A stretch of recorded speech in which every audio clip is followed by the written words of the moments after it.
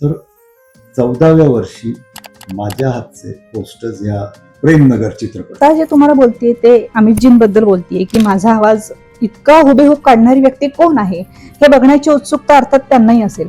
मग अमितजींची किंवा जयाजींची पहिली प्रतिक्रिया काय होती? मी जुम्मा चुम्माच्या अगोदर मला लक्ष्मीकांत प्यारेजीने अजिबामध्ये ते, आणि त्याच्यानंतर ते गाणं होतं या अली मेरा नाम है अली, या अली मेरा नाम है अली, या अली मेरा नाम है. या आवाजात असं ब्रॉड व्हॉइस मध्ये. तर ते माझं पहिलं गाणं LP साठी. आणि तेव्हा 80 म्युझिशियन लाईव्ह, डबिंग नाही, पंचिंग वगैरे हल्लीसारखं नाही, काही नाही, ऑटो ट्यून वगैरे काही नाही. तर लक्ष्मीकांतजींनी मला हे गाणं लिहून देऊन मला शिकवत होते ट्यून आणि मी गात होते. आणि शशी कपूर साहेब ते फिल्मचे डायरेक्टर अजिबात इंडो रशियन प्रोजेक्ट होते. तर लक्ष्मीजींनी सांगितलं की ये लड़का जो है अमित जी की बहुत अच्छी साउंड है, शशी बोले सुनाइए. तर मी ते या अली मेरा नाम है तो मैं गाना सीख ली थी. शशी बोले परसों वाला गाना अमित जी से नहीं, इन्हीं से गाएंगे.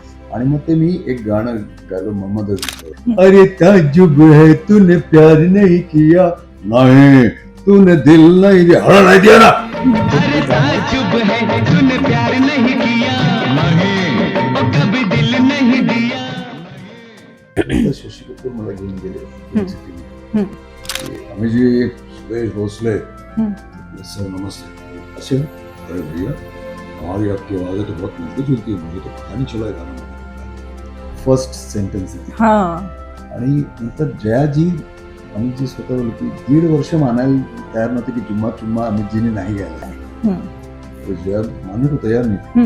आणि आजही लाखो करोडो लोक त्यांना माहित नाही की सुदेश भोसले नाही, आम्हालाही असं वाटत होतं की हे सुदेश भोसले म्हणजे नाही, अमिताभजीच गात आहेत असंच आम्हाला वाटतं. मला असं कळायला लागलं की मी जे गाणं ज्या आवाजात ऐकतोय, जर मी प्रयत्न केला तर आपोआप माझ्या गळ्यातून तो आवाज निघतो.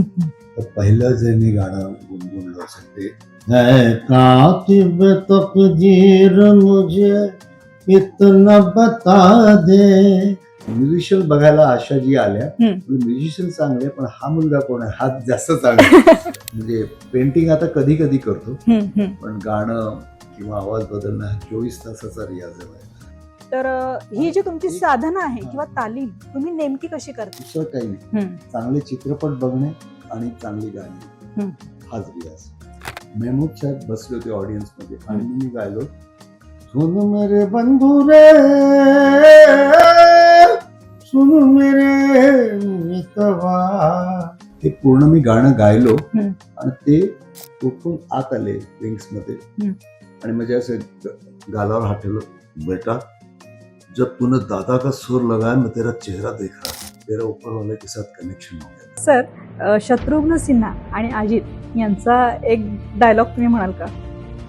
त्यांचा एक डायलॉग होता, तो आम्हाला खूप आवडला. आम्ही फार लांब आहे, चालेल, काही हरकत नाही. पण तो मी त्याला सांग तुम्ही गलत फहमी हुई काली चर्चा, मैं भला ऐसे देश क्या जानकारी कर सकता, मैं तो गरीबों का बल्कि उनके दुश्मनों का भी दुश्मन, हर चीज के दुश्मन है आप.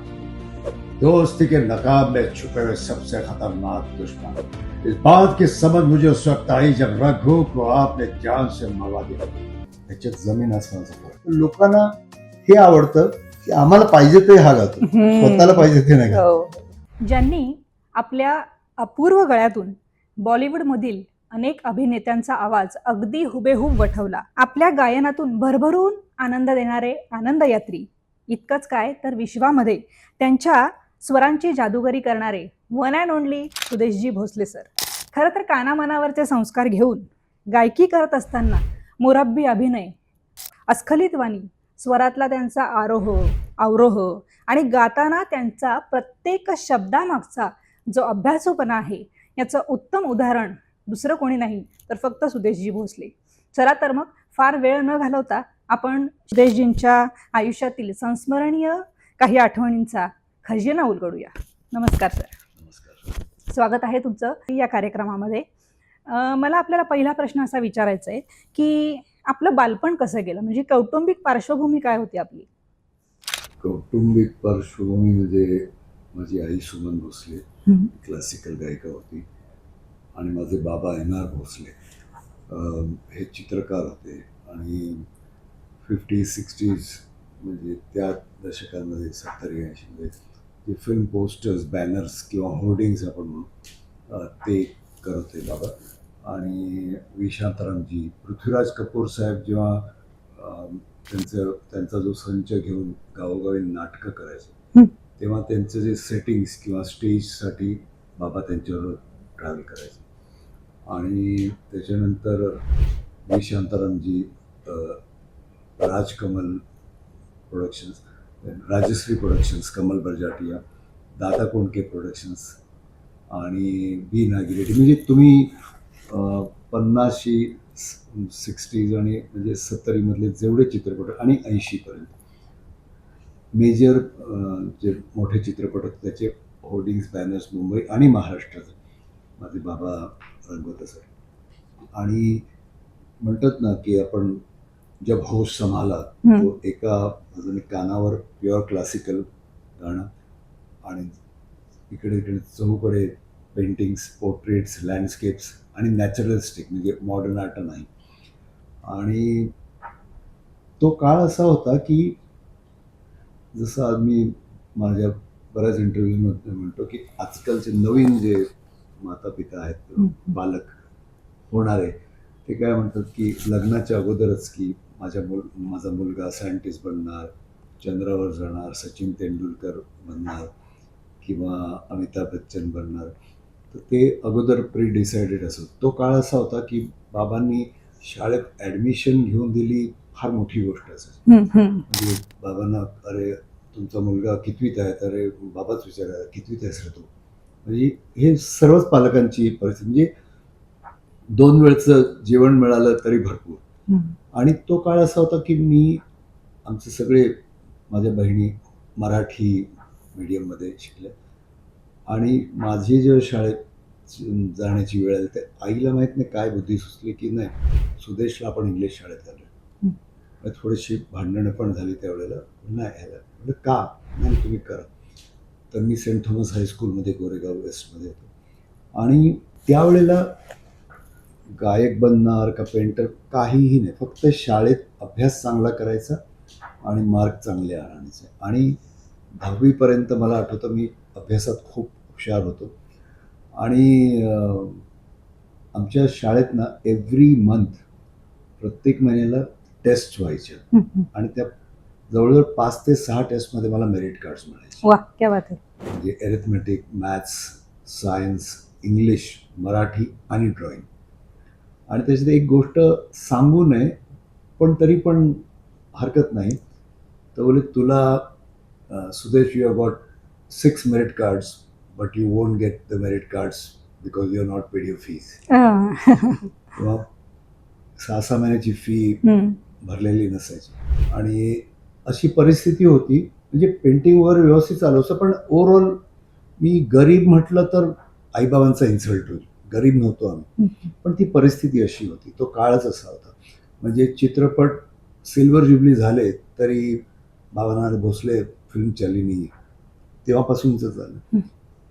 आणि इंग्लिश शाळेत घालायचा म्हणजे उद्देशच होता की ह्यांनी जाऊन पुढे बाबांचा बिझनेस किंवा असं. आणि 9वीत असताना अच्छा त्याच्या अगोदर एक सांगतो की माझी आजी सुप्रसिद्ध गायिका होती क्लासिकल, दुर्गाबाई शिरोडकर. माझी आई आणि माझी आजी दोघंही पुण्यातले. अरे वा. हा पण माझं आईचं नाव सुमन शिरोडकर, आजीचं नाव दुर्गाबाई शिरोडकर, अजमत हुसेन खास आमची शिष्या, आग्रा घराणं. तर ऑल इंडिया रेडिओवर त्यांचे कार्यक्रम व्हायचे तेव्हा ते मुंबईला यायचे. तेव्हा बघायचं गोरी गोरी आजी आणि क्लासिकल गायिका एवढंच माहिती आहे. ह्याच्या पलीकडे काही क्लासिकल म्हणजे काय माहिती. आणि त्यांचं गाणं, आईचं गाणं, प्लस माझ्या घरात तुळशीदास बोरकर ते माझे म्हणजे आईचे मानलेले भाऊ होते. आम्ही तुळशीदास मामा म्हणायचो. आणि तो काळ असा होता की एका बाजूला पेंटिंगच पेंटिंग सगळीकडे. आणि प्रत्येक महिन्याच्या पहिल्या गुरुवारी आमच्या टेरेसवर हं. प्रकाश घांगरेकर साहेब, राम मराठे साहेब, म्हणजे दिग्गज गायकांची महफिल चालायची. हं, हं, काही कळत नव्हतं, हं. पण ते कानावर पडायचं. हं, हं. आणि दुसरं माझा मध्ये इंटरव्ह्यू झाला होता दूरदर्शनवर, आणि एक लहान मुलगा इंटरव्ह्यू घेत असतो त्याच्यात, हं. की मग त्याच्यात तो जो इंटरव्ह्यू लिहिणारा जो होता, प्रश्न लिहिणारा, ते सुदेशजी, मग तुमचं पहिली पिकनिक, तुमची पहिली बाबा गाडी, मग पहिलं खेळणं. अरे वेड्या, सगळं पुसून टाकायला माझ्याकडे. हं. पिकनिक माहीत नाही, खेळणं माहीत नाही. पण एक होतं की बाबा पेंटर होते, आई गायिका होती, हं. आणि ते संस्कार लहानपणापासून म्हणजे म्हणतात ना, कानावर, डोक्यावर, हृदयावर झाले. वा, खूप छान. मग हेमाताईंशी लग्न कधी झालं? आता मी सांगतो की 9वीत असताना, म्हणजे 1974 मध्ये हं. आमचा वरळीला फार मोठा स्टुडिओ होता. हं. तर तिथे मी काय व्हायचं, रिलीज डेट जवळ आली ना हं. चित्रपटाची, हं. की आई बाबा दोघंही म्हणजे घरी यायचे नाही. हं. कारण आई गायिका होती, पण ते सगळे क्रेडिट्स जे आहेत ना, आन मिलो सजना, हं. प्रोड्युसर, डायरेक्टर, म्युझिक डायरेक्टर, हं. हं. तर ती नावं सगळी आई हं. लिहायची. तर मी एक दिवस आईबरोबर मी स्टुडिओत गेलो. म्हटलं, आई, भावांना खूप दिवस भेटलो नाही, मला घेऊन जा स्टुडिओत. आई ट्रेनने घेऊन गेली. हं. आणि तिथे गेलो तर बघतो तर बाबा आणि त्यांच्या हाताखाली जवळजवळ 15 ते 20 असिस्टंट्स, हं. कार्पेंटर, पेंटर, सर्व, आणि खूप जोरात सगळे बिझी आहेत. तर काय बघितलं तर काय, राजेश खन्ना आणि हेमामालिनीचे जिकडे तिकडे पोस्टर. तर मी आईला म्हटलं की आई, मी पण करू का गं? हं. तर बाबा बोलले, काय बोलतोय हा? बोलते, हे करू का? म्हटलं, अरे कर ना, बिंदास, काय चुकलं तर आम्ही आहोत ना. हं. तर त्यांनी मला एक छोटासा एक कटआउट असा दिला हं. प्लायवूडचा, हं. जो BST बसच्या मागे बघा लागतात हो, posters, हो, हो. त्या साईजचा. हं. आणि एक फोटो दिला, बोले स्केच करून दाखवा मला. हं. आणि मी 15 मिनिटात स्केच ते केलं. मी काय केलं मला कल्पना नाही, पण ते स्केच ज्यामुळे बाबा झालं, म्हटल्या बाबापासून जेवढे माझ्या बाबांबरोबर जेवढे आर्टिस्ट होते ते, अरे बापरे, म्हणजे अवाक झाले. हं. हे सुदेश, काय केलंस तू, म्हणजे हुबेहूब. तर म्हटलं, मला काय नाही, मला जे दिसलं ते केलं मी. हं. आमचे बाबा जरा एकदम, आम्ही त्यांना छत्रपती म्हणायचं. अरे बेटा, कसे स्कूल मत जा. हं. मग आई गोरेगावहून माझे कपडे घेऊन गेली. हं. 1.5 महिना मी शाळेत नाही गेलो. बापरे. आणि मी त्यात ते स्केचेस केले. हं. आणि मग बोलले, एक 2-4 दिवसांनी चाल पेंटिंग पण कर. हं. पेंटिंग वगैरे असं केलं की बाबा बोलले, अरे मला काही करायची गरजच नाही, एवढं चांगलं केलंस तू. हं. तर 14व्या वर्षी माझ्या हातचे पोस्टर्स ह्या प्रेमनगर चित्रपट वाह, वाह, क्या बात है. माझ्या हातचे, आणि 14व्या वर्षी. 14व्या वर्षी. आणि बाबा बोलले, तू आता विचार कर, तू एवढा चांगला करतोय. मग मला, तुम्हाला खोटं वाटेल, मी शाळा, मग हायर सेकंडरी, मग कॉलेज नावापुरतं ॲडमिशन घेतलं.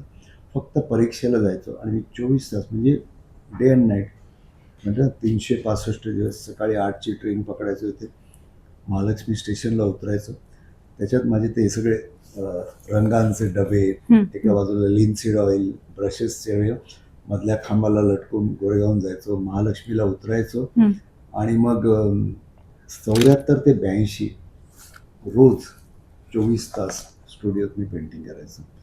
आणि मला कळलंच नाही मी कसं हे करायला लागलो. आणि मग प्रेमनगर, जुली, स्वयंवर, स्वर्णर, म्हणजे जवळजवळ 8 वर्ष मी फिल्म पोस्टर्स पेंट करायचो.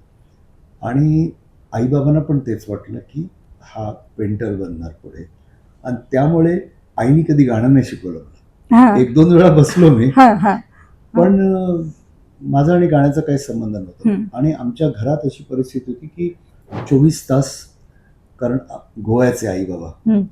गोव्यातलं शिरोडा गाव, कामाक्षी देवी आमची कुलदेवता. अच्छा. तर आमच्या घरात आता पेंटिंग, तर सुगम संगीत, नाट्यसंगीत आणि प्युअर क्लासिकल, ह्याच्याशिवाय हिंदी गाणं ऐकणं आमच्या घरी बँड होतं. हं. बोले, हे हे हो हो, हे तर गाणं असतं का? म्हणजे बाबा रागवायचे असे गाणे. हं. हं. आणि शाळेमध्ये रफी साहेबांचा ऑर्केस्ट्रा आला होता आमच्या, हं. हं. होतं त्यावेळेला, होतं ना बाबलाजी, मग रफी. तर बाबांनी मला पाठवलं नाही. म्हणजे का, ती गाणी चांगली नसतात, घाण गाणी असतात. हम्म. मी रडत बसलो होतो, पण बाबारी पाठ हिंदी टोटल बॅन होतं. पण मी बाबा नसताना लपून छपून अमीन सैन यांचं रेडिओ सिलोन विविध भारती ऐकायचो. आणि माहीत नाही कसं एक 100-150 गाणी तोंडपाठ होती माझी. कोणाच्या समोर गायलो नाही, पण मला मी गायचो. आणि म्हणतो ना म्हणतात ना 78-79च्या दरम्यान मला असं कळायला लागलं की मी जे गाणं ज्या आवाजात ऐकतोय, जर मी प्रयत्न केला तर आपोआप माझ्या गळ्यातून तो आवाज निघतो. तर पहिलं जे मी गाणं गुणगुणलं असेल ते है कातिब तकदीर मुझे इतना बता दे, इतना बता दे, क्यों मुझसे खफा है तू, क्या मैंने किया है. वा वा. किंवा और माझी और माझी ये साधन है उस पार, मैं मनमार तू इस पार, ओ मेरे माझी अब की बार, ले चल पार, मेरे साधन है उस पार. वा वा. तर हुबेहूब मी गातो असं लोक म्हणायचे, पण हे मस्ती म्हणून गातो. आणि मग काही वर्षांनी असे काही कलाटण्या आल्या की हळूहळू 82 मध्ये मेलोडी मेकर्स ऑर्केस्ट्रा पुण्यातला जो सर्वात जुना ऑर्केस्ट्रा आहे, याची स्थापना झाली 1961 मध्ये. त्या ऑर्केस्ट्रात मी जॉईन झालो, कारण तोपर्यंत मी पेंटिंग बरोबर काही आवाज काढायला लागलो होतो. किशोरदा, रफी साहब, हेमंदा मुकेजी, R.D. बर्मन, S.D. ह्यांच्या आवाजात आपोआप गायला लागलो होतो. आणि मग आता म्हणजे ही गायकी, आता वडिलांचा गुण तुमच्याकडे आलाच होता चित्रकलेचा, पण कसं आहे की आपल्या आयुष्याच्या वाटचालीमध्ये चालत असताना आपल्याला स्वतःची पट्टी सापडणं हे खूप महत्वाचं असतं. म्हणजे स्वतःचा आतला आवाज ओळखणं म्हणजे आत्मा सापडण्यासारखं आहे. तर मग ती स्वतःची ती आतली पट्टी नेमकी तुम्हाला कधी सापडली? नाही, मी काय म्हणतो ना, मी बऱ्याच गोष्टी माझ्यावर असे झाले की मी काही ठरवलं नाही. मला वाटतं मला वरून आदेश येत गेले की सुदेश तुझं पेंटिंग खूप छान करतो, आता तुला मी जे काय आवाज काढायचो किंवा गायकांचे किंवा ऍक्टर्सचे, लोकांना असं वाटायचं की हा सुदेश नाहीच, हा तो ऍक्टर समोर उभा आहे. मला असं जाणवलं की एक नॅचरल गिफ्ट मला देवाने दिली. नाही, मग तो ब्रश जाऊन माईक कधी हातात आला नेमका? की मी दिवसभर पेंटिंग आणि रात्री फटाफट घरी येऊन कपडे बदलून शो करायचे. आणि हे दोन्ही म्हणतात ना, हे रोल मी एन्जॉय करत होतो, पेंटिंग पण आणि हे आवाज बदलणं. आणि 82 मध्ये जेव्हा मला मेलोडी मेकर्स मध्ये आमंत्रण आलं की तुम्ही आमच्या बरोबर कार्यक्रम कराल का, तेव्हाही मला वाटलं नव्हतं माझं आयुष्य बदलेल. आणि ते 82 नंतर म्हणतात ना, आपोआप ब्रश दूर गेला आणि माईक जवळ आला. आणि तो काळ असा होता की हे डिजिटल वगैरे सगळं यायला सुरू झालं. पण बाबांना म्हटलं, आता तुम्ही आपला स्टुडिओ बंद करा, तुम्ही तुमच्या आवडीसाठी पेंटिंग करा. आणि मग बाबा त्यांच्या आवडीचे लँडस्केप्स, आणि त्यांनी त्यांच्या वेळेत SM पंडित साहेब, मुळगावकर साहेब यांच्याबरोबर खूप त्यांची पेंटिंगची प्रॅक्टिस करत असत. आणि लोकांना माहीत नसेल की M.F. हुसेन साहेब मॉडर्न आर्टिस्ट बनण्या अगोदर फिल्म पोस्टर्स पेंट करायचे. माझे बाबा आणि ते एकत्र फिल्म पोस्टर्स बनवायचे. पण त्यांचं मग ते म्हणतात ना, एक कप्पा उघडला त्यांचा, मॉडर्न आर्टमध्ये ते गेले. बाबांना ते आवडत नव्हतं. त्यामुळे बाबा नॅचरलिस्टिक पेंटिंग करत राहिले. आणि माझ्याकडे वेगवेगळं म्हणतात ना, दर दिवशी एक एक एक देव आवाज देत गेला. आणि मग मला कळलंच नाही, म्हणजे पेंटिंग आता कधी कधी करतो, पण गाणं किंवा आवाज बदलणं हा 24 तासाचा रियाज आहे. आणि मेन काय झालं की माझा मुलगा यांनी माझ्या पणजी, आजी आणि माझं गाणं घेतलं. आणि माझी मुलगी श्रुती ही JJ स्कूल ऑफ आर्टची ग्रॅज्युएट आहे. विंचेस्टर स्कूल ऑफ आर्टची मास्टर्स केल्या तिने साऊथहॅम्प्टन. आता ती पेंटर झाली. तर आमच्या घरात दोन्ही पेंटिंग आणि सिंगिंग. आणि माझी बायको हम्म. की मेलोडी मेकर्सचे जे फाउंडर अशोक कुमार साहब, गिटारिस्ट मालक, हो हो. त्यांची मुलगी अरे वा. ती पियानिस्ट आहे. हम्म. त्यामुळे घरात सर्व काही म्हणजे चौघही आर्टिस्ट आहोत. सगळेच आर्टिस्ट आहे, बरोबर. खरं तर आपल्या अंतरंगामध्ये जे आहे त्याला स्वतःच्या विचाराची, प्रतिभेची, बुद्धीची जोड देऊन जे काही आहे तर त्याचं एक वेगळं अस्तित्व निर्माण करणाऱ्या काही दुर्मिळ कलाकारांपैकी एक म्हणजे सुदेशजी भोसले आहेत. मग तुमचा हा जो वेगळेपणा आहे तो नेमका कुणी आणि कसा हेरला, म्हणजे तुमच्या आयुष्याचा नेमका टर्निंग पॉइंट कुठला ठरला? मी ऑर्केस्ट्रा जॉईन केलं म्हणजे तो पण काय झालं तिकडे की मला गायला मिळते म्हणून नाही, पण मला पैसे मिळायला लागले ते. आणि 80च्या दशकात मला पर शो 60 रुपये, ज्यांनी कधी 100ची नोट नव्हती पाहिली हो. त्याला 20 ते 25 शो करून 2-2.5 हजार रुपये मिळाले. म्हणजे गाण्याचं एवढं हे नव्हतं आनंद, पैसे मिळतात त्याचा आनंद जास्त होता. हो. आणि त्यावेळेची गाणी अशी होती ना, ते एक सुपरहिट गाणं झालं की आम्ही 3-3 वर्ष गायचो. त्यामुळे तो फायदा झाला. आणि ऑलरेडी हिट झालेली गाणी फक्त ती सादर करणं, हो. ह्याच्यात काय फार मोठं आमचं कौतुक करण्यासारखं नाही, पण ती गाणी तशी. पण त्याच्यात माझं असं झालं की एकच माणूस, आता आम्ही बसलो होतो घरी काही इंटरव्ह्यूसाठी, ते बघितलं तर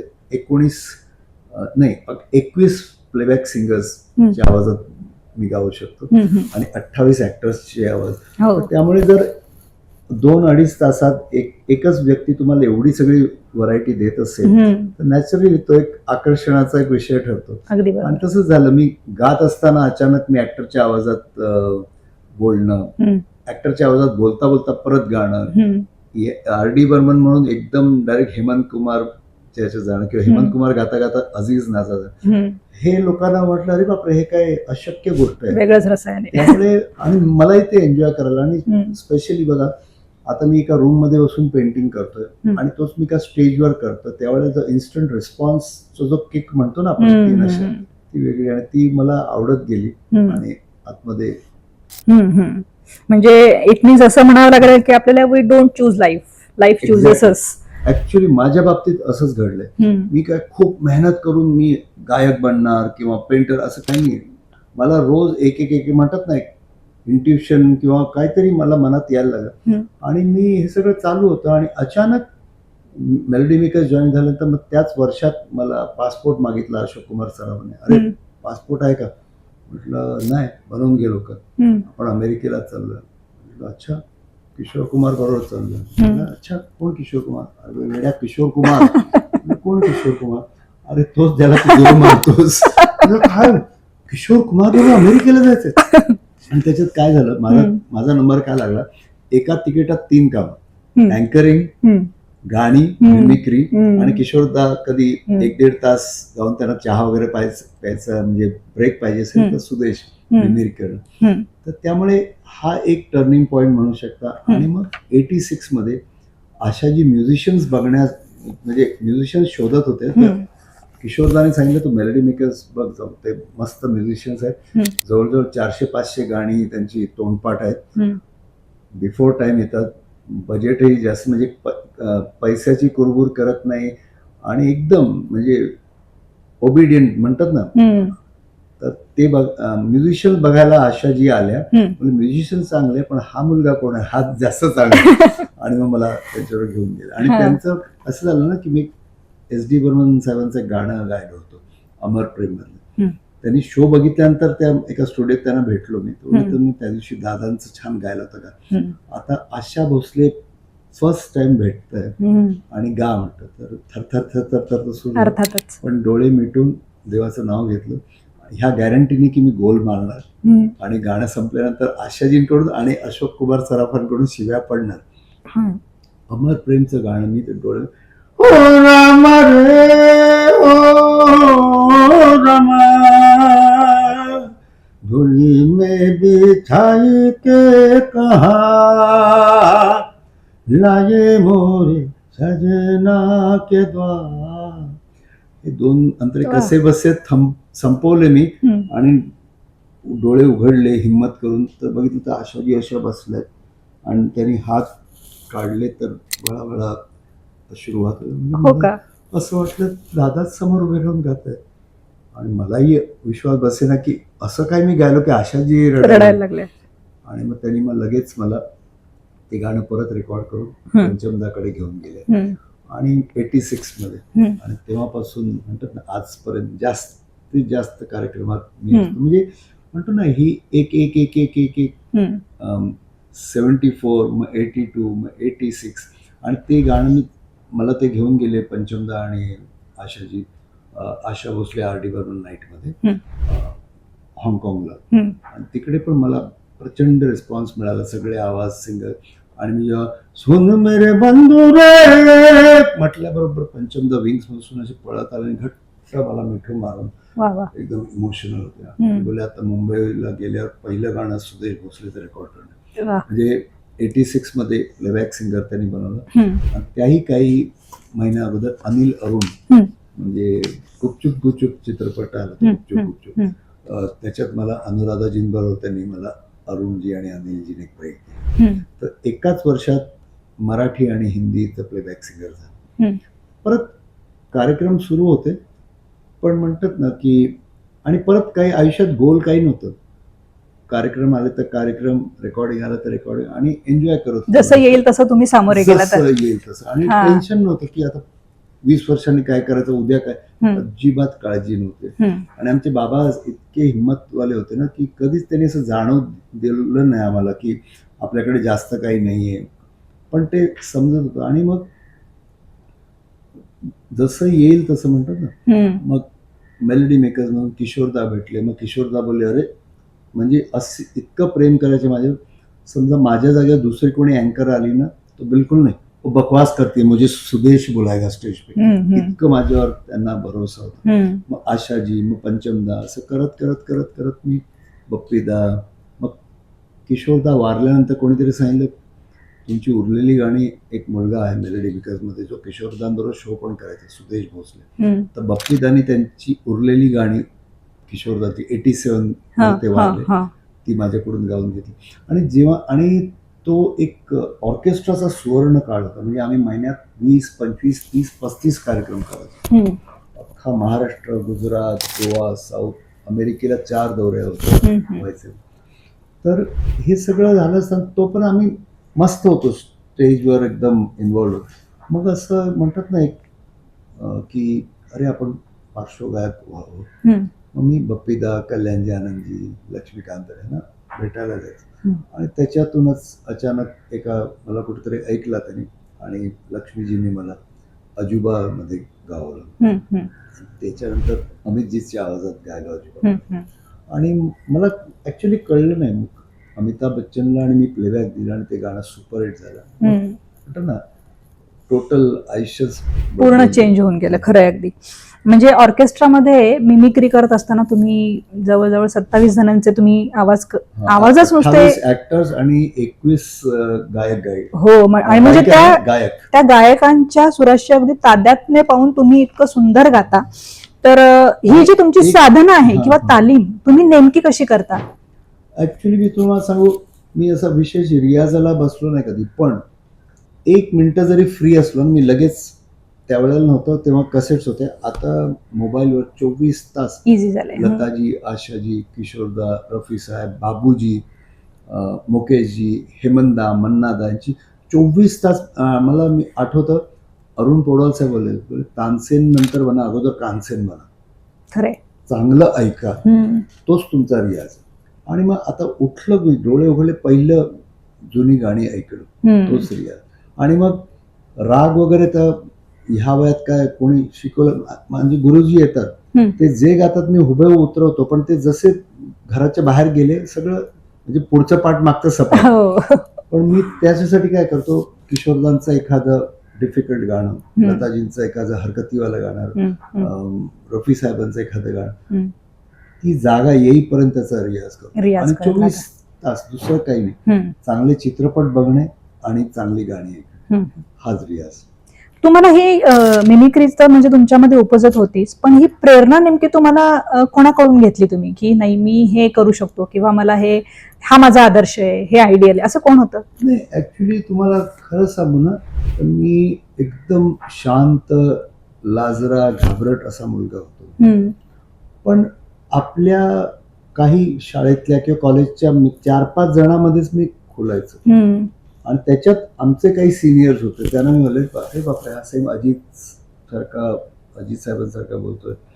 करत करत कसं माहिती ना की कोणाच्या मित्राच्या घरी पूजेला गेलोय, बर्थडेला गेलोय, तर जर अरे आवाज काढ रे तर काढायचं, ते लोकांना आवडायला लागले. आणि त्याच्यात मग एक अमिताभ बच्चनचा आवाज अचानक आला मला, तर तो आवाज जो आहे त्यांनी सर्वांना आकर्षित केलं. की त्यावेळेला दिलीप कुमार, अशोक कुमार, राजकुमार, शत्रुघ्न सिन्हा असे आवाज काढणारे शेकडो कलाकार होते.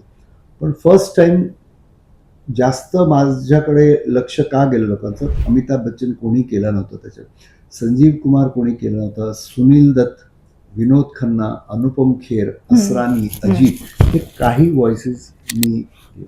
आणि SD बर्मन किंवा हेमंदा, तर ह्या म्हणजे ह्या गोष्टींमध्ये आकर्षण निर्माण झाले. एक मुलगा आहे म्हणजे बालगंधर्वमध्ये मला आठवतं पहिला शो करायला गेलो मी, तेव्हा तिकडचे सगळे दिग्गज सिनियर म्युझिशियन बघायला आले होते. कोणतरी SD बर्मन पण करतो आणि सचिन देव बर्मन पण करतो. तर त्यामुळे आणि मला ते आवडायला लागलं. आणि मग असं असतं ना, पॉलिश करत नाही. अच्छा, त्याच्यात बघा एक मिमिक्री, एक नक्कल करणं आणि एक कॉमेडी करणं, म्हणजे एखादं इमिटेट करणं आणि एखाद्याची मस्करी करणं, याच्यात जमीन आसमानाचा फरक आहे. त्याचं कारण सांगतो, माझी तारीफ नाही पण मला मिळालेली कॉम्प्लिमेंट. महमूद साहेब बसले होते ऑडियन्स मध्ये आणि मी गायलो, सुन मेरे बंधू रे, सुन मेरे मितवा, सुन मेरे साथी रे. हे पूर्ण मी गाणं गायलो आणि ते वय झालं होतं त्यांचं, उठून आत आले विंग्स मध्ये आणि म्हणजे असं गालावर हात ठेवलं, बेटा जब तूने दादा का सुर लगाया मैं तेरा चेहरा देख रहा था. काय म्हणतात हे आता, तेरा ऊपर वाले के साथ कनेक्शन हो गया था. वाह, काय कॉम्प्लिमेंट आहे. म्हणजे मी मस्करी नाही, मी इमिटेशन, म्हणजे तन मन धन म्हणतात ना, सूर पण तसं, म्हणजे असं नाही हे सोनं वाकडं तिकडे तोंड करून मस्करी टाळ्या मिळत. पण मी जेव्हा आत्ताही मी जेव्हा एखादा आवाज बदलतो तो लोकांना हसवायला नाही म्हणून एक्झॅक्टली तसा करण्याचा. म्हणून मी संजीव कुमार साहेबांचं ते वारल्यानंतर 5 चित्रपट मी डबिंग केलं. तेजाबमध्ये माझा आवाज आहे. तर मी कॉमेडियन नाही बाय नेचर. तर मला अमीन साहेबांनी मस्त हे दिलं, ये नकल नहीं, ये कॉपी नहीं, ये नकल है, ये नक्काल है. तुम कॉपी काय नाही, नक्काल. तर मला पुढचा असा प्रश्न विचारायचा आहे की मराठी नाटकांमध्ये तुम्ही एक काम केलं होतं, अशी ही फसवा फसवी, निशिगंधा वाड आणि चंदू पारखी यांच्यासोबत. ते ऍक्च्युली कसं होतं, ते जे नाटक म्हणजे ऍक्च्युली तो रिमेक होता एक पाकिस्तानी प्लेचा. 2 होते. एक बूढ़ा घर पे है, फार पॉप्युलर तो कॉमेडी होता. आणि अशी फसवापासून मला नाव नाही पण चंदू पारखी आणि निशिगंधा वाड, हो, तो एक वेगळा म्हणतात ना एक्सपिरियन्स होता, एक अनुभव होता. आणि कारण मिमिक्री आर्टिस्ट असल्यामुळे तो एक ऍक्ट्रेस मिमिक्री करू शकतो, त्यामुळे ते अंग होतं आणि ते कोणीतरी पाहिलं होतं माझं स्टेजवर, म्हणून ते पण तेवढ्या पुरतं. म्हणजे या रंगमंचावर तुम्ही हे जे पहिलं पाऊल टाकलं ते मग पुढे का नाही गेलं असं? नाही, माझं काय झालं माहिती ना, की एक असतो ना, आता तुम्ही एक गायिका आहात तर तुमच्याकडे सर्वजण किंवा प्रोड्युसर असो, डायरेक्टर असो किंवा कार्यक्रम करणारे तुमची पर्सनॅलिटी काय, तुम्ही काय करतात, त्या हिशोबाने तुमच्याबद्दल विचार करतात की आपल्याला ही व्यक्ती आपल्या कोणत्या फ्रेममध्ये बसेल. माझ्याबद्दल जेव्हा लोक विचारते कन्फ्यूज होतात, ह्याला गायक म्हणून बोलू का, ऍक्टर म्हणून बोलू का, कॉमेडियन म्हणून बोलू का, ह्याला अमिताभचा व्हॉइस म्हणून बोलू. तर त्यामुळे नुकसान बरंच झालं. आणि ऑफर्स आजही येतात मला, मी बंद नाही केलं. पण मला जेव्हा जेव्हा तो प्रोड्युसर एंट्री मारायचा ना किंवा डायरेक्टर, मला कळायचं याची स्क्रिप्ट काय. आणि ती स्क्रिप्ट काय असायची नाही, मी बहुत बड़े आदमी के बेटे का बर्थडे है और अमिताभ बच्चन, शत्रुघ्न सिन्हा, राजकुमार जी आ रहे हैं और अचानक ऐसा कुछ प्रॉब्लम हो जाती कि वो कोई नहीं आते और अचानक वहाँ सुदेश भोसले आ जाता है और फिर आपको शत्रुघ्न सिन्हा करना है, आपको राजकुमार करना है, आपको अमिताभ बच्चन करना है. आणि म्हटलं बाबा हे वर्षानुवर्ष तेच करतोय मी, हम्म. आणि मी मिमिक्री करतो किंवा मी नक्कल करतो किंवा मी आवाज काढतो, हे लोकांना माहिती. चित्रपटात येऊन मी नवीन काय केलं, नवीन. म्हणून मी. आणि काय होतं की हा एक चांगला वेगळा प्रश्न आहे. आता तुम्हाला 2-3 गोष्टी सांगून मग तुम्ही ती गाणी पुन्हा ऐका. तर मी एक गाणं गायला गेलो इश्क चित्रपटातलं. आनंद मिलेन का अनुभव नगर, तो बोले अमिताभ बच्चन शहनशाह के गेटअप में आ रहे हैं और आपको गाल दो, मसलो वल्लवा तेरी आंखों का जादू, मसलो वल्लवा तेरी बातों का जादू. हे पण खुश होऊन गेलं की अमिताभ बच्चनसाठी अजून एक गाणं. म्हटलं तर इकडे जॉन लिव्हर आहे त्या गाण्यासाठी. हा. त्याच्यानंतर मला सांगितलं हसीना मान जाएगी, आपले संजय दत्त अँड गोविंदा. मी आणि सोनू निगम यांचं गाणं. तर गाणं रिहर्सल झाली, टेक असताना मला सांगितलं अमित जी इसमें गेस्ट अपीयरेंस कर रहे, शर्माना छोड़ डाल, हा दिल का बोल जाल, आजू बाजू मत देख, आई लव यू बोल डाल. मध्ये सोनू निगम नहीं तो पछताएगी हमारी रह जाएगी, हा गोष्टीसाठी त्याचा पोर्शन होता. तर चित्रपटात संजय दत्त करतोय. म्हटलं या लोकांना झालंय काय. तर ते एवढं इमेज जुम्मा चुम्मा नंतर लोकांना एवढं ते डोक्यात भरलं की हा एवढा अमिताभ बच्चन चांगला करतो. तर माझ्यावर असं म्हणतात ना, एक सक्सेस, एक नाव त्याच्या कॉईनचा दुसरा पार्ट असं ही ट्रॅजेडी पण पॅरलल चालली होती. तसंच आपले फार जुने म्युझिक डायरेक्टर आणि अकॉर्डिंग प्लेअर अरविंद हसबनीस, ते आता वारले. त्यांनी माझ्याकडून 2 गणपतीची छान डिवोशनल गाणी भजनं गाऊन घेतली. आणि मी त्यांना थँक्यू पण म्हटलं, अरविंदजी तुम्ही मला जुम्मा चुम्मा शावा शावा मधून बाहेर काढलं, म्हणजे मिमिक्रीमधून. माझ्या ओरिजिनल व्हॉइसमध्ये फार सुरेख मेलोडियस गणपतीची 2 गाणी गायली, आणि ती गायली मी, आणि मी बाहेर निघालो. हे मी पुन्हा सांगतो, पूर्वी सांगितलं इंटरव्ह्यू, पण तिकडे एक नवीन म्युझिक कंपनी स्थापन होत होती. तो प्रोड्युसर आला तिकडे, त्यांनी ऐकलं गाणी आणि माझ्या तोंडावर असं त्यांनी केलं. अरविंदजी बोलले अरे कितना अच्छा तो गाया. आणि मलाही वाटलं होतं की माझी तारीफ होईल, की कुठेही नक्कल नाही, काय नाही, आणि शुद्ध स्वच्छ मराठी भाषेतील. तो बोले मजा नहीं आया, लेकिन अरे इतना अच्छा गाया मैं इसमें जुम्मा चुम्मा का पंच नहीं आया. अरे बापरे. तो म्हटलं सर अगर मैं इसमें अमिताभ बच्चन करूंगा तो कॉमेडी हो जाएगी, लोग आके मारेंगे मेरे को, गणपति नहीं, फिर आपको क्यों बोला हमने. मग त्याच्याकडे उत्तर होतं. तर त्यामुळे मग मी ह्या बहुतेक ऍक्टिंग ह्याच्यात, कारण मला माहिती सेटवर गेल्यावर लोकांना आजही मी एखादं शुद्ध स्वच्छ छान म्हणजे पवित्र सुरातले गाणं गातं, एक अंतरा अमित जी की आवाज में गाई.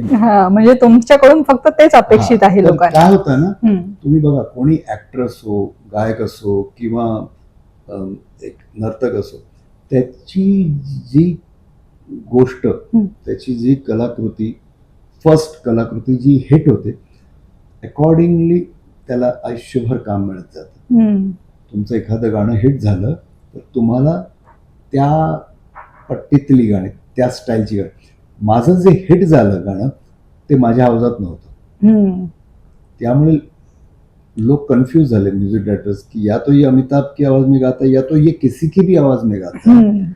बट सुदेश भोसलेच्या आवाजात तुझा आवाज काढ रे बाबा असं म्हणणार कोणी भेटलं, जे मी आता प्रयत्न करतो आफ्टर 45 इयर्स, की मी एखादं गाणं, आता मी डिमोशनल गाणी खूप रेकॉर्ड करतो स्वतःच, गणपतीच्या आरत्या किंवा दिल्ली कलकत्त्याहून काही म्युझिक डायरेक्टर्स कंपनीज मला ट्रॅक्स पाठवतात. मग मी शांत बसून माझा स्टुडिओ, ग्रॅव्हिटी स्टुडिओ, तिकडे रेकॉर्ड, तिकडे मी प्रयत्न करतो आत्ता ह्या वयात की कुठेही किशोर कुमार, कुठेही मोहम्मद रफी, कुठेही मुकेशजी किंवा R.D. बर्मन घेऊ नये. हा एक फार मोठी म्हणतात ना एक परीक्षा आहे माझ्यासाठी.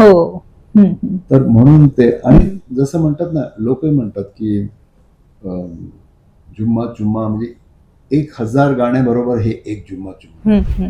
म्हणजे तुम्ही आजही जा, म्हणजे आनंदाने सांगतो, 34 वर्ष झाले, आजही जगातल्या पाठीवर मी कुठेही गेलो तर स्टेजवर एंट्री होता चुम्मा आजही, आणि तेवढंच फ्रेश आहे गाणं. आणि जगाच्या पाठीवर कोणतीही पार्टी असेल किंवा सेलिब्रेशन असेल तर हे गाणं ह्या गाण्याशिवाय होतं. चुम्मा चुम्मा दे दे, चुम्मा चुम्मा दे दे, चुम्मा चुम्मा चुम्मा दे दे, चुम्मा चुम्मा दे दे, चुम्मा. तर ऑफकोर्स ते गाणं, त्या गाण्याने मला म्हणतात ना, नेम फेम पैसा, हो, इज्जत, अगदी शोहरत. प्रकाश होता तुम्हाला त्याच गाण्याने आणलं. पण मला असं विचारायचंय की आता बॉलिवूडमध्ये जर तुम्हाला जायचं असेल तर तुम्हाला खन्ना, कपूर, शर्मा, वर्मा, खान अशी आडनावं असावी लागतात. म्हणजे तुमचं मराठी पण झाकल्याशिवाय हे हिंदीवाले तुम्हाला जवळ करत नाही. मग तुम्ही सुदेश भोसले होता त्यावेळी तुम्हाला एस भोसले किंवा भोसले एस किंवा एस कुमार असं नाही करावं असं वाटलं का? स्वतःचं नाव नाही बदलावं असं वाटलं का? नाही, कारण काय झालं ना, मी परत सांगितलं, मी काही ठरवून आलो नाही इथे. हम्म, आणि मला सांगा, लता मंगेशकर, हम्म, आशा भोसले, अनुराधा पौडवाल, साधना घाणेकर आहेत. ते कल्याणजींनी त्यांना एक आपली शिष्या म्हणून साधना सरगम. केलं. काही फरक पडला का? हम्म, तसंच मी सुदेश भोसले तुमच्या समोर जिवंत उदाहरण आहे ना. म्हणजे आपल्या रामचंद्र चितळकरांनी जसं हा, सी रामचंद्र किंवा तो वेगळा काळ असेल, हम्म, त्यावेळेला गरज असेल, किंवा एक खान किंवा शर्मा कपूर आहे. पण मला वाटत नाही. आणि परत तुमच्या प्रश्नाचं उत्तर हे आहे, हम्म, तसं असतं तर अजय अतुलला करण जोहरनी साईन केलं नसतं. अगदी तुम्ही खरंय. तुमची कला जर तुमची, आणि मला माझ्या आर्टवर भरोसा होता, आणि मला हो. तसं काय मोठं काय करायचंच नव्हतं. मला जे देवानी मला, आणि जे जे मी काय केलं, मला माझ्या डोक्यात एक होतं की परमेश्वराचा, म्हणजे आई कामाक्षीचा आशीर्वाद आहे, तिचा आदेश मी करत गेलो. आणि परत दुसरी ह्याच्याच पॅरल एक हे चालतं कि इंडस्ट्री में ना अगर टिके रहना है ना तो थोड़ा पीना तो पड़ता है. पार्टी में अगर नहीं पियो ना तो सामने वाले का इंसल्ट होता है.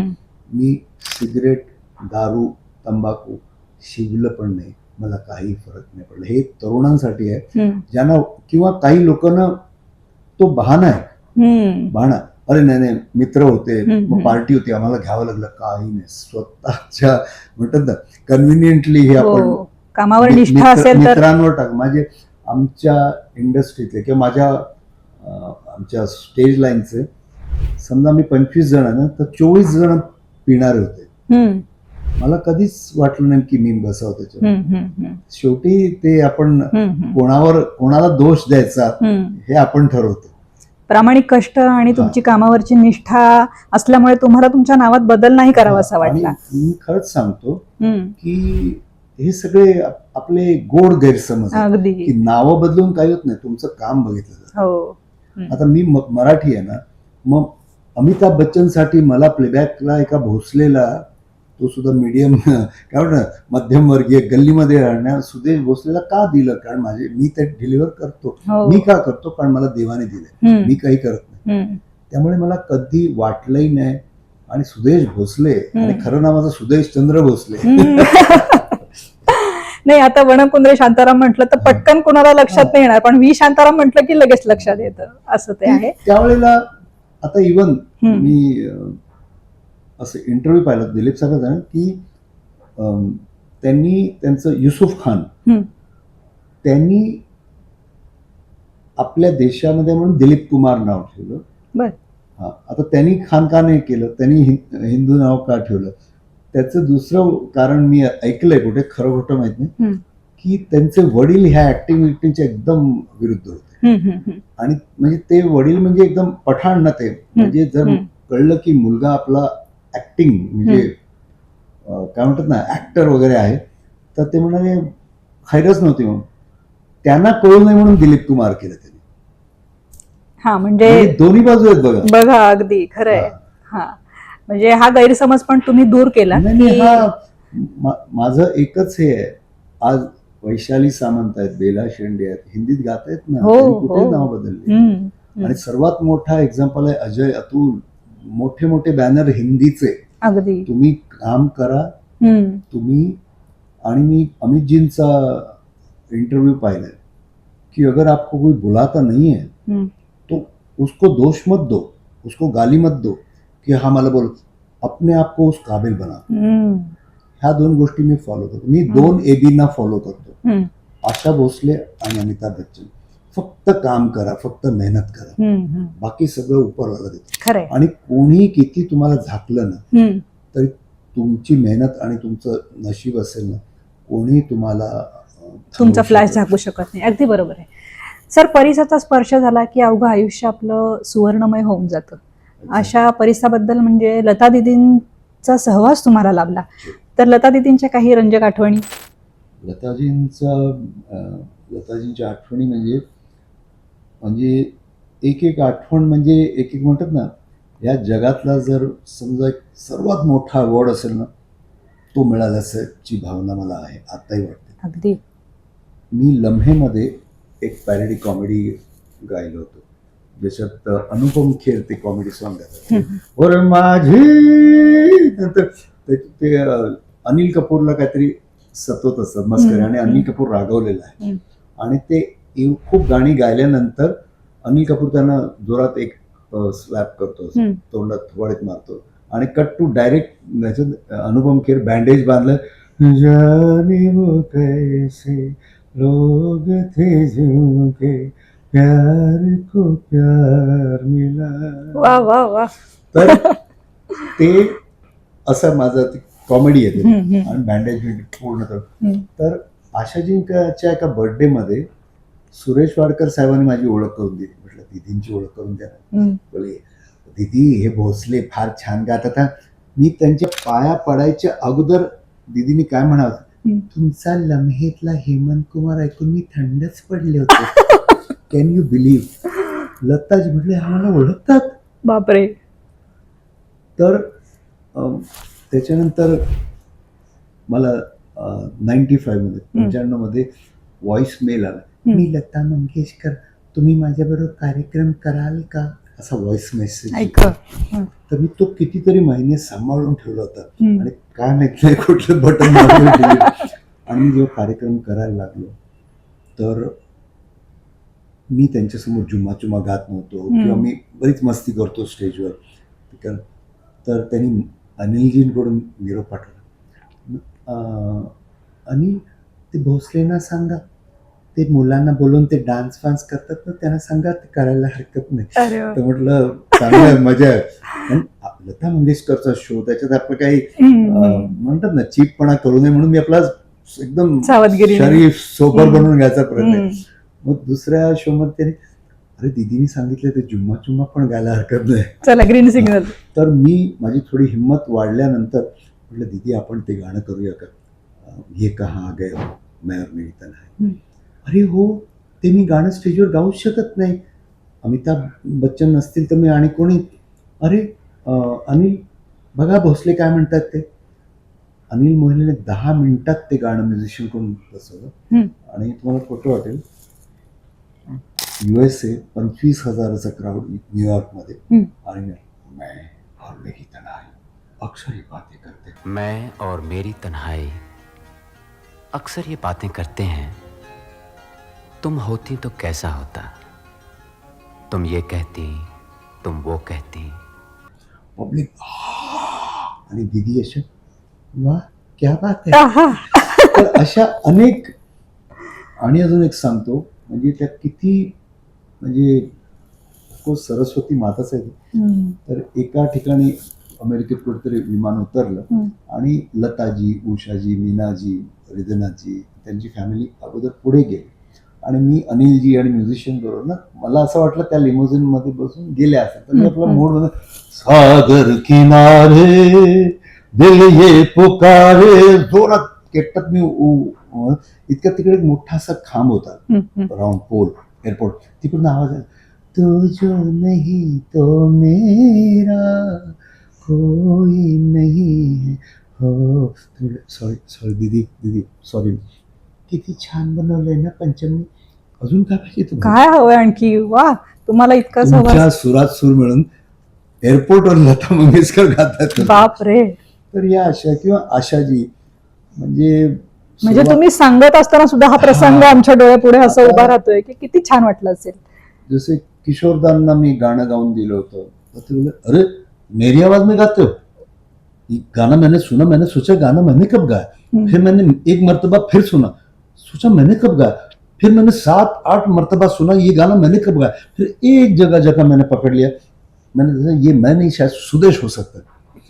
फिर मैंने लीना को बुलाया कि गाना सुन, हे लीना जींच्या समोर झालं, गाना कैसे गाया, बोले बहुत अच्छा है, अरे पागल ये मैं नहीं ये सुदेश है।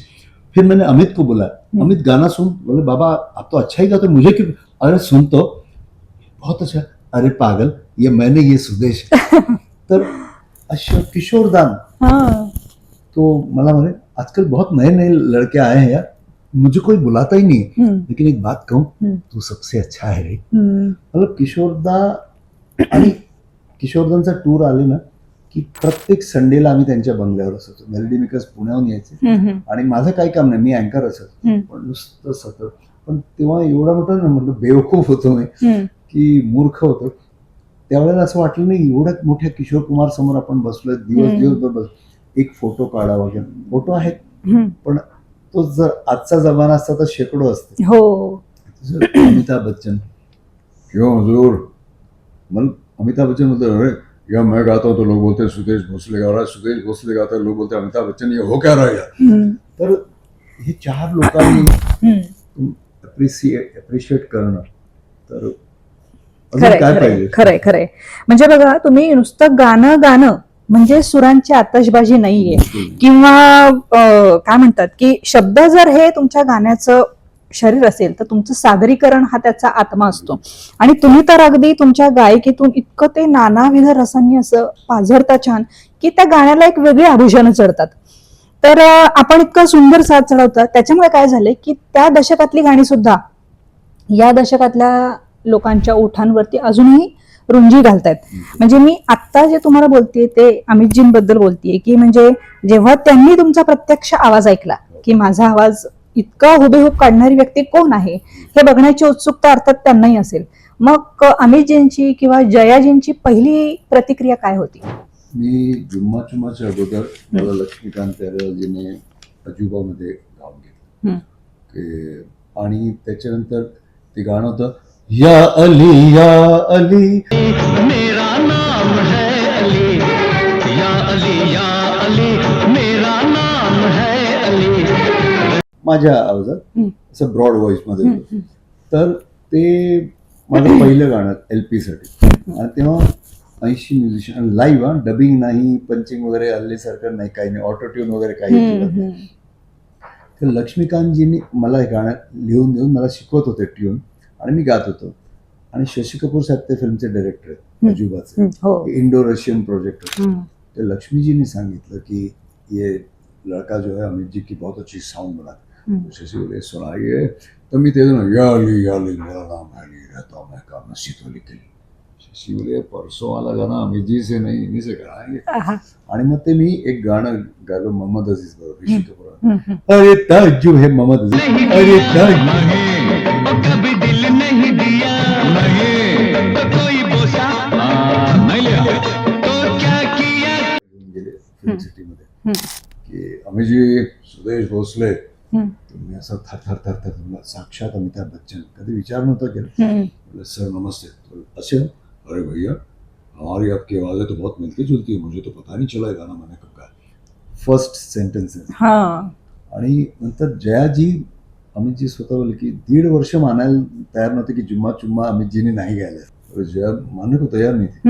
आणि आजही लाखो करोडो लोक त्यांना माहित नाही की सुदेश भोसले नाही, आम्हालाही असं वाटत होतं की हे सुदेश भोसले म्हणजे नाही अमिताभजीच गात आहेत असंच आम्हाला वाटत होतं, पण ते खूप अप्रिशिएट करतात आणि आता त्यांच्यामुळे त्यांची बरेच मोठे काही ऍड फिल्म्स। अमिताभजींच्या माणूसपणाबद्दल एखादा किस्सा सांगाल? ऍक्च्युली म्हणतात ना आयुष्यात डिसिप्लिन जर कोणाकडून शिकायची असेल, म्हणजे संकट, चुकीचा वेळ, वाईट वेळ किंवा आपल्या मनाविरुद्ध गोष्टी प्रत्येकाच्या आयुष्यात येतात, म्हणजे आल्या आहेत। लताजी असो, आशाजी, आता लोकांना ते नाव झाल्यानंतरही ये तो बडा आदमी आहे, तर मलाही बोलतात, त्यांना माहित नाही केवढी त्याच्या मागे म्हणतात ना एक डोकं शांत ठेवून सतत चालत राहणं हम्म. हे. आणि हे माझ्या आईचे संस्कार आहेत. आणि काही प्रॉब्लेम झाला कधी ना की सुदेश, आपली माझी आई आई. आई आई माझी आई म्हणजे सुदेश ती बघून घेईल बस, जास्त एक्साइट होऊ नको, रागवू नकोस किंवा रडू नकोस. तर ते आईने मला शिकवलं. त्यामुळे जे काही झालं ते अमितजी, अमिताभ बच्चनचं मी सांगतो म्हणजे ती डिसिप्लिन. एवढी मोठमोठी संकट आली, 100 कोटीचं कर्ज होतं, लोकांनी म्हटलं यांना घ्यायचंच नाही अमिताभ बच्चन, हा ऍक्टरच नाही. दिवार जंजीर वगैरे दिल्यानंतर त्या माणसाने शांत रिॲक्ट न करणं. शाहरुख खानचा एक इंटरव्ह्यू पाहिला होता, कुछ भी हो सॉरी बोलो, विनम्रता. कोणी किती शिव्या देऊ दे. आणि तुम्हाला सांगतो हे अमितजींबद्दल कसं की शोला गेल्यानंतर अमितजींची स्वतःची रिहर्सल झाल्यानंतर माझा हात धरून सुदेश माझी रिहर्सल झाली, साधना सरगम सगळं म्हणजे प्रत्येकाची रिहर्सल झाल्यानंतर म्हणजे प्रत्येकाला इक्वल हे देणं आणि प्रत्येक डिपार्टमेंटमध्ये म्हणतात ना इंटरेस्ट घेणं. परत मी जेवढी गाणी गायली होती त्यांच्यासाठी 99% रेकॉर्डिंगमध्ये अमितजी स्वतः हजर होते. अच्छा. इन्क्लुडिंग जुम्मा चुमा जेव्हा मी त्यांना माझी ओळख पण नव्हती, खूप घाबरलो होतो तिकडे शांतपणे ते मी. आणि आम्हाला सांगितलं जरा सुना अमितजी सुनना चाहते. 80 म्युझिशियन्स का 80 त्याच्यापेक्षा जास्त, मी आणि कविताजी विदाउट मायक्रोफोन, अरे ओ जुम्मा मेरी जाने मन. और अमितजी मला कळे ना की यांना आवडतंय नाही. मी हिम्मत करून म्हटलं सर ठीक हो रहा है, हाँ बहुत अच्छा हो रहा, सिर्फ डायलॉग में थोडी व्हेरिएशन, बहुत अच्छा हो रहा. म्हणजे त्याच्यानंतर शावा शावा सोना सोना. आणि ते ना म्युझिक डायरेक्टर बाजू म्हणजे लक्ष्मीकांत प्यारेलालजीने आदेश वगैरे ते अमितजी सांगायचे सुदेश मैं यहाँ ऐसे करने वाला हूँ, सुदेश स्पेशली शावा शावाला वगैरे ये डान्सेस आ रहे फॉरेन से, ये ऐसे करणे. अच्छा मेरी मखणा जो आहे ना बागवान मधलं त्याच्यात अमितजी नव्हते, त्यांनी जयाजी आणि अभिषेकला पाठवलं. तर मेरी मखणा मेरी सोनिए चनबलिए. ते गाणं झाल्यानंतर जयाजीने मला आणि आदेश श्रीवास्तवना 100 रुपये बोले आप लोगों ने बहुत अच्छा गाना बनाया. आणि अभिषेकजीने कॉम्प्लिमेंट दिली, this is the best song you have song for far. वा, ही काय मोठी मोठी कॉम्प्लिमेंट. आणि दुसरी गोष्ट काय झालं, अमितजींबद्दल तुम्ही म्हणतात ना लोक प्रत्येकासाठी, आता तुमच्यासाठी मी वेगळा आहे, हाच मी दुसऱ्यासाठी वेगळा, मी एकदम वाईट माणूस असेल, तिसऱ्यासाठी मी एकदम खुदगर्ज माणूस असेल. प्रत्येकाचे अनुभव वेगवेगळे. मला अचानक एक दिवस फोन आला की 4 बजे सनी पहुंच जा. मी पोचलो तिकडे, तर अमिताभ बच्चन बोलवतात, क्यों कहाँ काय केली विचारायचं. 3:30 पोचलो तिकडे. मेहुल कुमार, आनंद मिलिंद, समीर रंजन आणि काही छोटीशी गर्दी होती सनी स्टुडिओमध्ये. मी गेलो आणि मला कोणी काही बोलायला तयार नाही. इतके अभिषेक बच्चन आले, तो कैसे हैं क्या आपलं झालेलं. बच्चन साहेब उतरले व्हॅनमधून, तोपर्यंत गर्दी झाली. दादा बचाओ मुझे. काय झालं काय. मेहुल कुमार ने इसको सुना है कि नहीं. सर हमने कल रात को सुना, बहुत अच्छा गाया था आपने. चुप, या ना ये गाएगा. तर मला नंतर कळलं की त्यांनी एक गाणं रात्री गायलं होतं आदल्या दिवशी. त्यांनी ते ऐकलं, त्यांना वाटलं हे मी त्याला न्याय दिला नाही, त्यांनी मला बघा. आणि ते मग गाणं कोणतं होते, मस्ती भरी रात है और ना ना ना ना ना रे ना. त्यांनी आणि दलेर मेहंदीने ऑलरेडी गायलं होतं. मला वाटतं तो एक मस्ती भरी, तो एक नोट त्यांचा का त्यांना ते त्यांनी माझ्याकडून गाऊन घेतलं. नाहीतर त्यांच्यासाठी सूर खाली झाला असता, ट्यूनही चेंज झालं, पण एक कलाकार म्हणून त्यांच्यामुळे हे गाणं मिळालं. तो चित्रपट चालला नाही. 6 महिने आनंद मिलिंदजी मला भेटले, बोले इस फिल्म से किसी को फायदा नहीं हुआ, सिर्फ दलेर मेहंदी और सुदेश भोसले का फायदा हुआ. कारण आजही मी माझ्या प्रत्येक हम्म. शो मध्ये ते गातात. आणि बऱ्याच गोष्टी आहेत की कोणताही हे केलं, मेसेज केला तर जास्तीत जास्त 24 तासात त्यांचा रिप्लाय येतो. हम्म. आता एक गोष्ट व्हायरल झाली ती पण पुन्हा सांगतो मी. त्यांनी एक गव्हर्नमेंट ऑफ आपल्या महाराष्ट्र सरकारसाठी आम्ही बऱ्याच गोष्टी करतो, म्हणजे प्रमोशनल, की वोट द्या, हो. रक्तदान करा, आम्ही पण करतो, आम्ही जे सगळे सेलिब्रिटीज करतो. तर मी त्यांचं एक ना कुठेतरी पाहिलं एक क्लिपिंग, मी कचरा करणार नाही. आणि तर मी म्हटलं अरे बापरे, हे बाहेर आलं तर लोक त्यांना वाईट बोलतील. तर मी त्यांना एक व्हॉइस मेसेज पाठवतो, जसं ये मी मराठी में कचरा ने कचरा बोल, मी कचरा करणार नाही, मी कचरा करणार नाही, आणि पाठवलं. 5 मिनिटात मला 3-4 व्हिडिओज आले आणि त्याच्यात अमित जी बोलतात, अभी कुछ दिन पहले मैंने एक वीडियो किया था जहाँ मैंने एक शब्द का गलत उच्चारण किया था, तो मेरे एक मित्र हैं सुदेश भोसले, उन्होंने मुझे मैसेज भेजा कि आपने गलत बोला, तो मैं वो गलती सुधार रहा हूँ, फिर रिकॉर्ड कर रहा हूँ, मी कचरा करणार नाही, धन्यवाद.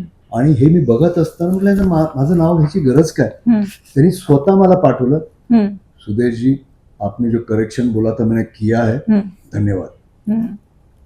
अजून काय एक्सप्लेन करायचं मी त्याच्याबद्दल. म्हणजे अगदी त्यांनी तुमच्याकडून तो एखादा असं म्हणाला असता की मी तुम्ही कोण मला सांगणार आहे, पण त्यांनी ते मोठ्या मनाने ते एक्झॅक्टली, आणि त्यांनी माझं नाव सांगितलं. आणि आता मुथूट फायनान्स, आता हे पण सांगून काही त्यांनी आरजेचा रोल केलाय, म्हणजे ती ऍड असते त्याच्यात, केम छो भैया काय समोरचा बोलतो की आम्ही गोल्ड आमचं ठेवलंय, असं करतं मराठी की माझं सोनं मी ठेवलंय त्यामुळे मला खूप फायदा झाला. त्याच्यात त्यांना म्हणायचं होतं, ते म्हणत होते खूप चांगलं. तर ते रेकॉर्ड करायच्या अगोदर त्यांनी मेसेज पाठवला, सुदेश को बोलो हे रेकॉर्ड करके. तर मी खूप चांगलं, खूप चांगलं, खूप चांगलं, खूप चांगलं. आणि मग ते त्यांनी माझं ऐकून, त्यांच्या घरी पण त्यांचा मेकअप मॅन मराठी आहे, त्यांच्या घरात बराच स्टाफ मराठी, पण त्यांनी माझ्याकडून ते करून घेतलं. म्हणजे एवढा मोठा कलाकार असून त्यांना म्हणजे म्हणतात ना तो रिस्पेक्ट जसा मी ठेवलाय, ते असं नाही की मैं अमिताभ बच्चन हूँ यार, मेरी आवाज निकालते तो बहुत निकालते हैं. खरं, या गोष्टी आहेत. म्हणजे कसं आहे सर बघा, काही माणसं काही ठराविक उंचीवर जरी गेली तरी त्यांना स्वतःच्या मोठेपणाचं ओझं सुद्धा त्यांना पेलवत नाही, म्हणजे हुरळून जातात माणसं लगेच. पण तुम्ही लहान असो किंवा मोठा, तुम्ही त्या व्यक्तीशी तितक्याच आपुलकीने तुम्ही बोलताय. तर हा साधेपणा तुमच्यात कुठून आला सर? म्हणजे आई वडील की आणखी कोणाकडून? खूपच साधेपणा आहे, विनम्रता आहे खूपच. परत मी हे सगळं क्रेडिट म्हणजे आईला देईन. आणि मला असं वाटतं की ना तुम्ही नॅचरल राहा, त्यांनी तुमचं नुकसान होत नाही. काही लोकांना वाटतं आपण मोठी गाडी घेऊन गेलो किंवा चांगले कपडे घातले किंवा थोडा ऍटिट्यूड दाखवला तर आपल्याला स्टार म्हणतील, सेलिब्रेट. हे चुकीचं आहे. लोक पब्लिक जे आहे ना, हे पब्लिक हे सब जानते, त्यांना सरळ कळतं तुम्ही एअरपोर्टवर कसे चालता. प्रत्येक जण बघत असतो की तुम्ही तुमच्या डोक्यात हवा गेली आहे, तुम्ही ऑलरेडी इकडे बरेच पिन्स मारून ठेवले की हवा आली की नाही आपल्याला खरंच. आणि दुसरी गोष्ट मी पाहिलंय लोकांना असं झुकून जाताना, आपटताना.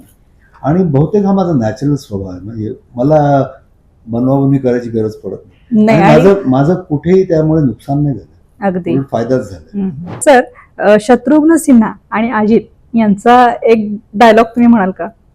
त्यांचा एक डायलॉग होता, तो आम्हाला खूप आवडला. आम्ही फार लांब आहे, चालेल काही हरकत नाही. पण तो मी त्याला सांग, तुम्हें गलतफहमी हुई है प्रभाकर, कालीचरण सर, मैं भला ऐसे देशद्रोही गिरोह के बारे में क्या जानकारी रख सकता हूँ?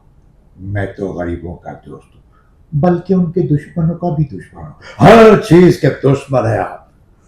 दोस्ती के नकाब में छुपे हुए सबसे खतरनाक दुश्मन. इस बात की समझ मुझे उस वक्त आई जब रघु को आपने जान से मरवा दिया.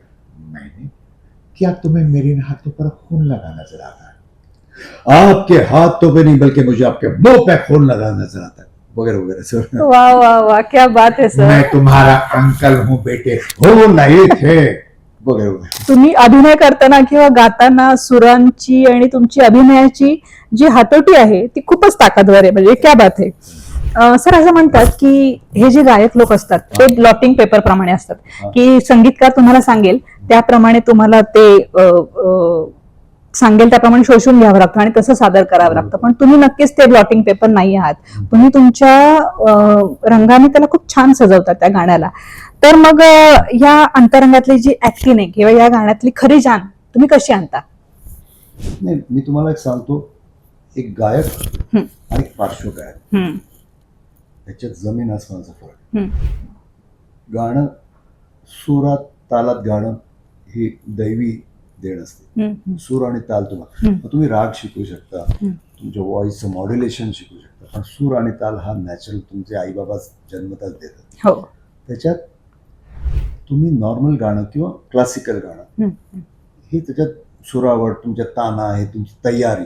हम्म, हम्म, आणि जेव्हा तुम्ही पार्श्वगायक बनतात तेव्हा तुम्ही 50% ऍक्टर असतात. हम्म, लताजी, आशाजी हे जे सुपरहिट प्लेबॅक सिंगर झाले का झाले? हम्म, नुसत्या गायकीमुळे नाही, हम्म, त्याच्यात ऍक्टिंग. तुम्हाला गाताना वाटतं ही मधुबाला गाते, हम्म, गाताना वाटतं ही मीना कुमारी गाते, आणि ते लताजी गाताना वाटतं ही काजोल गाते, हम्म, आशाजी गाताना हेलन गाते का मधुबाला गाते का एक 10 वर्षाची मुलगी गाते. हम्म, मग ते गाणं रोमॅन्टिक आहे का क्लासिकल आहे का दुखवट्याचं आहे का सेपरेशनचं आहे का कॅबरे आहे, हम्म.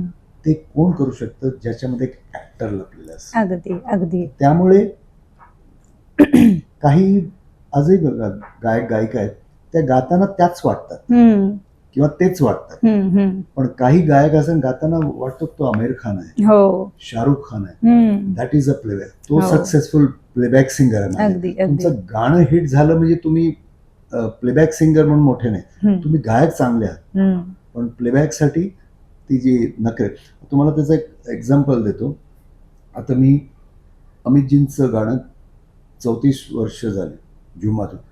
जुम्मा चुम्मा दे दे, जुम्मा चुम्मा दे दे चुम्मा. आता तेच त्यांचा चेहरा, त्यांचं वय, त्यांची दाढी, जय शावा शावा माहियात से शावा, ते वय मी पण आणलं. हम्म. अगदी. ह्याला प्लेबॅक सिंगिंग म्हणतात. हम्म, किंवा मी एक दिवस आणि मला बघितलं समोरच्याला काहीतरी सुचतं, तर मी ते गाणं होतं प्यार का कर्ज, मिठून चक्रवर्ती आणि मीनाक्षी शेषाद्री, लक्ष्मीकांत प्यारेलाल यांचं गाणं. ते कह दो सारी दुनिया से, कह दो कर दो टेलीफोन, टेलीफोन कर दो टेलीफोन, कम से कम 1 साल चलेगा अपना अपना अपना हनीमून, टेलीफोन. असं गाणं होतं. मी आणि अनुराधाजी गात होतो. तर ते गाणं रेकॉर्डिंगच्या अगोदर के बापय्याजी डायरेक्टर लक्ष्मीजींच्या कानात काहीतरी बोलले, तर लक्ष्मीजी आले म्हणजे तू गाते गाते कुछ मिठून की आवाज में कर सकता है क्या? ते खरं लक्ष्मीकांत कोडाळकर मराठी पण माझ्याशी हिंदी बोलायचे. हम्म, म्हणलं साहेब, आणि लाईव्ह म्हणजे जरा एक चूक झाली तर हम्म. संपूर्ण गाणं पहिल्यापासून. लक्ष्मीजी गाता गाता कसं मिथून, अरे बापय्याजी चाहते तू कर सकता है कर दे. तर मी अंतरात गेलं, तूने मेरी कमीज पहन ली, अरे तूने मेरी कमीज पहनी रे, मैंने तेरी तेरी पतलून हनीमून. तर ह्या गोष्टी नॅचरल असतात, त्याच्यात ऍक्टर असावा लागतो. हो. आणि मग हे गाणं झाल्यानंतर मी बापय्या साहेबांकडे गेलो, म्हणजे सर गाणं वो डायलॉग बहुत अच्छा था. गाणं त्याला फक्त कळलं. आता मी अख्खं गाणं गातो आणि शेवटी मी काहीतरी मस्करी करतो, तो त्या गाण्याचे लाईन आहे, आर हम भी करेंगे. किंवा एक गाणं मी आणि मोहम्मद अजीजने गायलं सौदागरमध्ये, त्याच्यात सुभाषजी आणि लक्ष्मीजींनी म्हणलं तू राजकुमार याचं गा. म्हणजे राजकुमारने स्वतः गाणं गायलं नाही कधी. कधी इमली का बूटा बेरी का पेड़, मोहम्मद अजीज फॉर दिलीप कुमार. इमली खट्टी मीठे बेर, इस जंगल में हम 2 शेर, चल घर जल्दी हो गई देर. तर लोकांना नकळत तेच त्यांच्या गातात आवाजात असं वाटलं पाहिजे. आता हे अभिनेत्यांच्या बाबतीत ठीक आहे, पण इतर गायकांच्या आवाजात जेव्हा तुम्ही गायला, मग त्यांना कधी इन्सिक्युअर झालं नाही का, की आता हे माझा आवाज हे काढायला लागलेत? म्हणजे मला एक कोणीतरी, पण मी ज्यांची नकल केली ना, ते एकतर एवढे मोठे होते, त्यांना मला घ्यायचं कारण मी किशोरदान त्यांचा म्हणजे त्यांना माहिती होतं की त्यांना गुरु मानतो मी. आणि ज्यांची मी नक्कल केली ते ऑलरेडी म्हणजे दिवंगत जे कलाकार होते त्यांची केली. एकदा असं जोक झाला, मी अशोक पत्की साहेबांचा बॉम्बे लॅब मध्ये आम्ही गाणी गात होतो, म्हणजे एक फिल्मसाठी गात होतो. दादरला बॉम्बे लॅब आहे आणि तिथे मी माझा व्हॉइस म्हणजे बॅलन्सिंग करत होतो आणि अनुराधाजी माझ्यावर होत्या. तर तुले चल अनुराधाजी आले नाही, तू सुरू कर. त्यात मी मुखडा गायल्या, अनुराधाजी आल्या. अरे मी माझ्या टॅक्सीवाल्याला सांगितलं, जल्दी भैया सुदेश भोसले मेरी आवाज में भी गाते का. तर असे म्हणजे मस्करीत बोलले.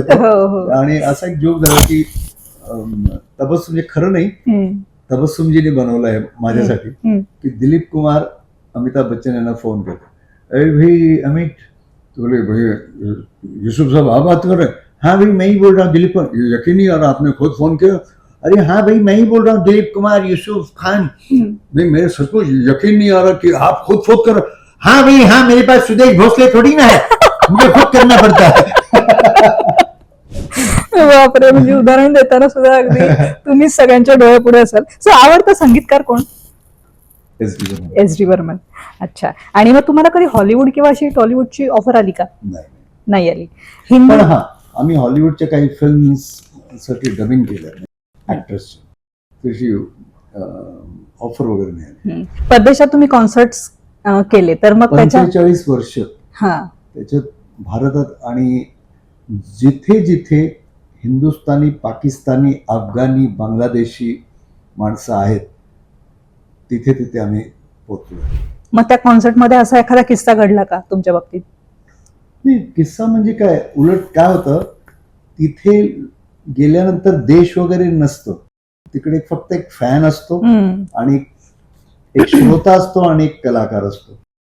आणि मी बघितलं घडणं म्हणजे जर मेरे प्यारे वतन मेरे बिछड़े चमन तुझ पे दिल कुर्बान, एवढं समरस होऊन गेलं की समोरचे सगळे करोडपती, अब्जोपती ढसाढसा रडतात. का? ते गेलेत तिथे, सगळं त्यांच्याकडे, फक्त इथे येऊ शकत नाही, काही नाही, काही प्रॉब्लेम्समुळे.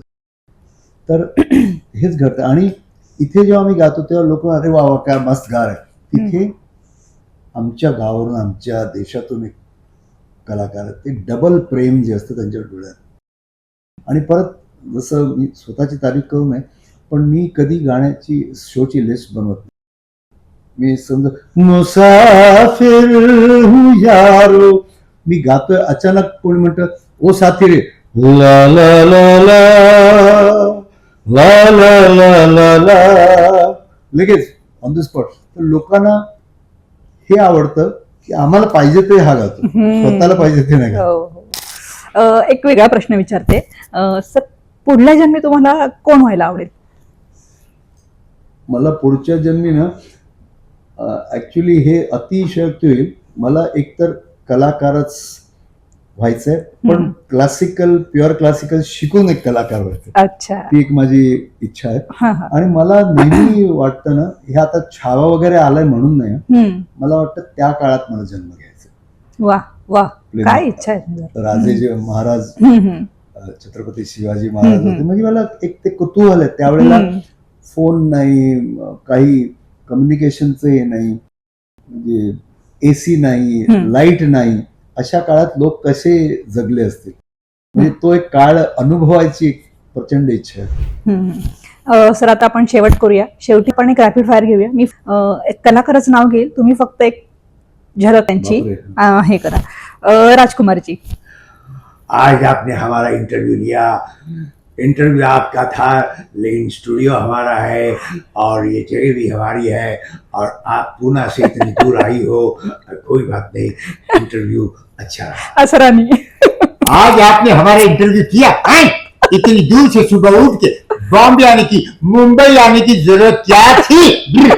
ओम प्रकाश जी, आज आपने हमारा इंटरव्यू किया, बड़ा अच्छा लगा। कुछ ऐसे ऐसे किस्से हमने बताए जो हमको भी मालूम नहीं थे।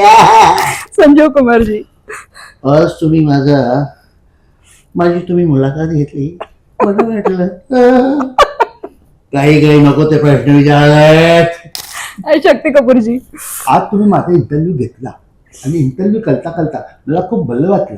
धाके तिके. अशोक कुमार जी, आज सबने मुझे इंटरव्यू किया, मुझे ऐसे ऐसे सवाल किए, मेरा एक भी सवाल नहीं किया, सारे सवाल मेरे छोटे भाई किशोरिया पे. प्राण, मैं न कहता था ये इंटरव्यू जरूर होगा, लेकिन जब भी इंटरव्यू लोगी माइक जरूर लाना और समय पे पहुंचना. आणि last one only Amitabh ji. आज आपने हमारा इंटरव्यू किया है, मजा आ गया. आप ऐसे ही एक दिन अमित जी का इंटरव्यू करें, बस हमारी इच्छा यही है. हाँ? वा वा वा, क्या बात आहे सर, खूप छान. मी खरंच इतकंच म्हणेल की तुकाराम महाराज म्हणतात तसं कौतुक वाटे झाल्या वेचाची. म्हणजे तुम्ही आयुष्यभर जे काही केले त्याचं जगाला काय वाटतं यापेक्षा तुम्हाला जे काही आतापर्यंत केलंय मागे वळून बघताना याचं समाधान वाटतंय नक्कीच. म्हणजे असं आयुष्य तुम्ही खरं तर जगलेलं आहात. आणि मी आज फक्त सुदेशजींना भेटलेली नाहीये, तर आज मी प्राण साहेब, संजीव कुमार, राजकुमार सगळ्या ह्या व्यक्तिमत्वांना की जी हयात नाहीयेत पण त्यांचं अस्तित्व त्यांनी अजूनही जिवंत ठेवलेलं आहे. त्यामुळे खरोखर कलाकाराला माझा सलाम आहे. मला असं वाटतं सर, चालणार आहे मी आपल्यासारख्या अशा विशुद्ध हेतून जर चालत राहिलं तर मग तुमच्या चालण्याची दखल हे जग आपसुकच घेत राहतं. मला खूप छान वाटलं सर तुम्हाला भेटून. सतत काहीतरी नवीन गोष्टींचा शोधात असणारा हा शब्दसुरांचा भ्रमर आपण खरं तर म्हणूया की सगळे शब्दसुरांचे भ्रमर असे या फुलावून त्या फुलावून वेगवेगळ्या अंगाढंगाने ते सादर होत असतात. या यशस्वीतेचा आलेख तुमचा कायम चढताच राहिलेला आहे आणि तो आलेख असाच वृद्धिंगत हो यासाठी आमच्याकडून खूप खूप सदिच्छा. धन्यवाद.